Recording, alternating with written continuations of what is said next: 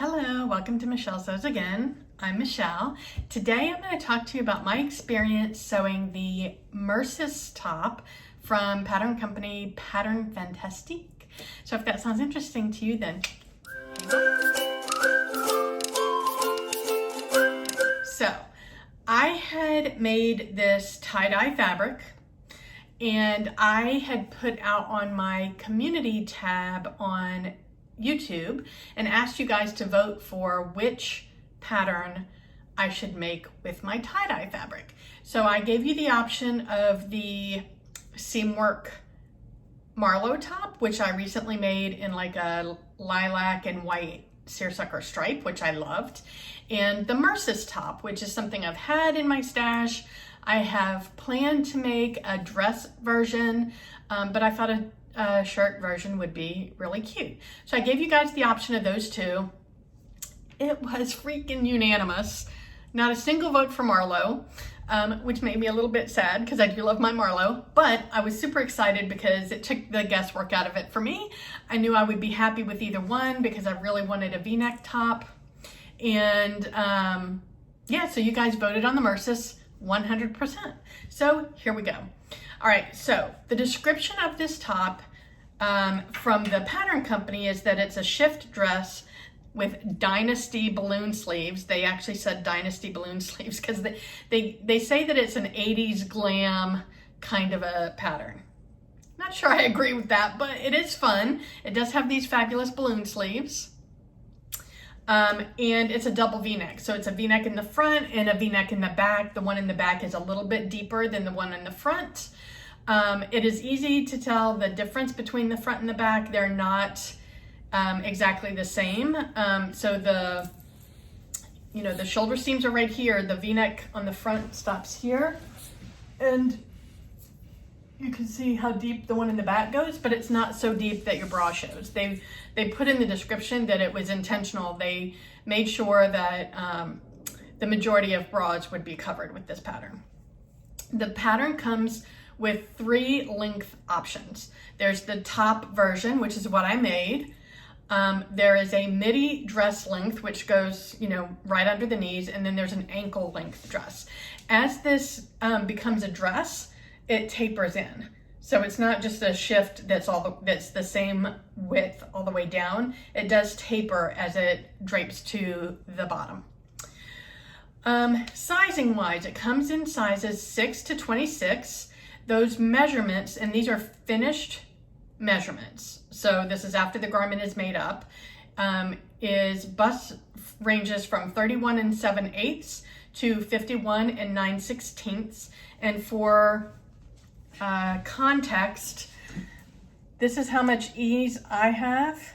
So I have, I don't know, what you call that, 1.5 inches maybe of ease. My bust measurement is 51 1/2, and this says that the finished measurement is 51 9/16. Either I didn't measure myself right, or there's more ease than what the pattern suggests. Okay.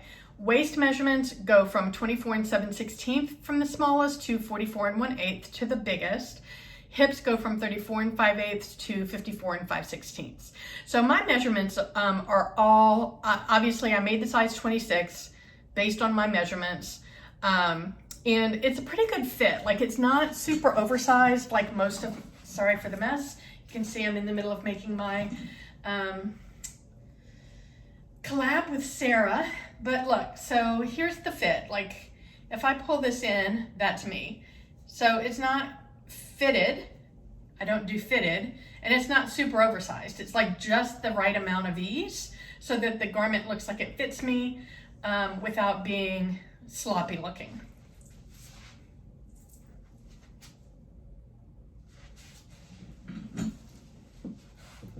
Okay. Recommended fabrics. It says that it's best suited for mid to lightweight wovens that gather well. So if you have a stiffer fabric, that might not work very well. It does need to have it needs to have some drape to it. Not so much for the way that the garment lays, but for the gathering in the sleeve, and I'll get to the gusset under the arm in a minute. but that's really where you need the drape or the flexibility maybe of the fabric. The pattern does say that this is for an intermediate level sewer, and based on the gusset piece, that to me was the part where I struggled the most, and I'll get into that in a minute. So again, I mean, if I'll post it up here, I did a video on how to determine what your skill level is and whether or not it even matters. And I would say that if you can gather, if you can sew around like funny shapes or curves, then you'll probably be okay. All right, so there are some interesting details in this top. The thing that makes the sleeve a balloon sleeve is there's a gusset in the bottom of the sleeve. There are 3 gusset pieces. There's one in the back. I can't even show this properly. There's a gusset piece in the back. I don't know if you can see that. It's kind of curved. And then there's 2 gusset pieces in the front. One that goes and they connect at the underarm. One is long and skinny and goes along the side, and the other one goes on the top part, and it's right here. So that was an interesting detail. It helps make the sleeve balloon shaped. I don't know that it's necessary. I did struggle in the construction of the gusset because this piece, the top piece right under the arm, this curve is so sharp. It's not a corner, but it is a curve. And no matter how slow I went, I couldn't avoid the puckers. Like, I picked this out and re-sewed it, and I still have a pucker there on both sides, which in this fabric, I don't think it really matters because you can't really see it, and it's right at my underarms, which is gonna crease anyway when my arms are folded. So I'm not that worried about it, but if I made this in a solid, I think it would be more obvious, which I'll get to that in a minute. For the dress version, for the shirt version, you don't make the pockets because it cuts off before the pockets would be introduced. For the dress version, this is under my interesting details header. For the dress version, and I'll insert a line drawing here, the pockets actually match up with the bottom of the gusset. So where this gusset is at an angle right here, it goes down here. This is where the opening for the pocket would be right there. So I thought that was interesting. All right, so what did I like about this pattern? I like the double V-neck. You can see I found a necklace in my jewelry collection that is perfect for this. It's got the turquoise beads and it's got some purple beads at the top, so it brings in all the colors of my top, which I think are cute. Anyway, so I like the double V-neck. It's very flattering on me, so I do like that. I do like the balloon sleeves. They're very on trend. I like the fact that it has a bias tape edge on the sleeves instead of elastic. I thought that was interesting. I haven't come across that yet. I don't know if you can see that. So those are the things that I thought that I liked. The things that I didn't like. The front facing had a very convoluted construction. So the back facing is all one piece. The back V is all one piece. You sew it at the shoulders to the front facing, which is in 2 pieces. And you sew that down, but you don't sew the front facing together until you sew the front seam together. And then there's something convoluted with the hem. I skipped that. So I followed the instructions for the front facing. Like I said, it was really convoluted in how you connected it, and mine is messed up on the inside, but nobody can see that but me, so it doesn't matter. I did get a very clean V finish on both the front and the back, so I'm happy with that. But I felt like the front seam and the back seam could have been sewn up and the facing could have been like a whole piece for the back facing and a whole piece for the front facing, and that could have been sewn on at one time instead of the convoluted way that they did it. I didn't care for that at all.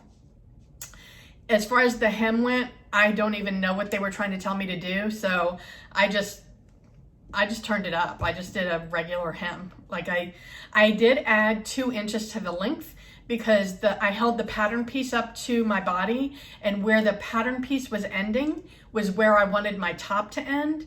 And so I knew that I would need some extra length for the hem. So I added 2 inches, and then I turned it under, I think a half an inch, and then I turned it under again a 1 inch, and I top stitched the 1 inch hem.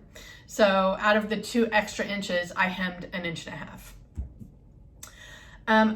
Like I mentioned already, I really struggled with this gusset, specifically on the front side. The back side, I didn't have any trouble with at all. And the front side, it was really just this curve right here. I sewed it and unpicked it and sewed it again, and I went so slow. I was painstaking. I made sure I was smoothing everything out, and I couldn't get it. It just puckered on both sides in the same spot. All right, so those are the places those are the things I didn't like. I didn't like the front neck construction, and I didn't like I didn't like the gusset. I liked the look of it. So from an overall perspective, I'm actually very happy with the top. So I know it kind of sounds like I might not be, but I am very happy with the end result. I think it's super cute. It fits me the way that I like my tops to fit. And I think it's pretty. I like the fabric that I used. It's not a super drapey fabric, but it's got enough that it holds the shape of the sleeves, but yet I don't know what kind of word I'm looking for. So overall, I'm really happy with the top. I know it doesn't sound like it from some of the things that I've said, but at the end result, I'm happy with. I love the V-neck. I love the front and the back V-neck. I just didn't like the way it was constructed. I love the balloon sleeves. I just don't think that the gusset is necessary. So I do like the style a lot. I am unlikely to make this again. So I had bought this pattern, and I bought some kind of apple green linen to make the dress version. I didn't enjoy sewing this, so I think I'm gonna find another pattern to use for that green fabric. In fact, I have, my favorite top pattern is the Bellbird top from the Sewing Revival. I do have a V-neck version of that I have not made. So, and that gives me balloon maybe not as, they're not as balloony as this, but it gives me the fuller sleeves, and it would give me the V-neck. So I could easily use that in place of this. It doesn't have the seam up the front, which, if I decided that I wanted that, I could easily add it. I mean, that's not that big of a deal. So yeah, I don't think I will make this again. However, what I will say is that the couple of things that I struggled with are not major obstacles. So if you like this top and you are one of those people like me that likes to pattern mix or pattern clash, whatever you want to call it, or color block, this could be a really fun pattern to do that with. So while I say I'm unlikely to make this again, it's not an impossibility. I could potentially make it again if I found the right fabric. I feel like a linen would probably spread easier for this curve here, and I wouldn't struggle as much. So if I found some linen-like fabrics that I wanted to either pattern clash or color block, I think this could be a really great option to do that with and get something really interesting that you're not going to see anywhere else. So there is that. I might have just tucked myself back into making another one. Anyway, so that's my experience with the Mersis top from Pattern Fantastique. I would love to know if you have made this top, and did you have the same struggles that I did, or are you better than me and it was a breeze? I'd love to know. I hope that you found this helpful. Wherever you are, I hope the weather is fantastic, and I hope you're able to get some sewing in.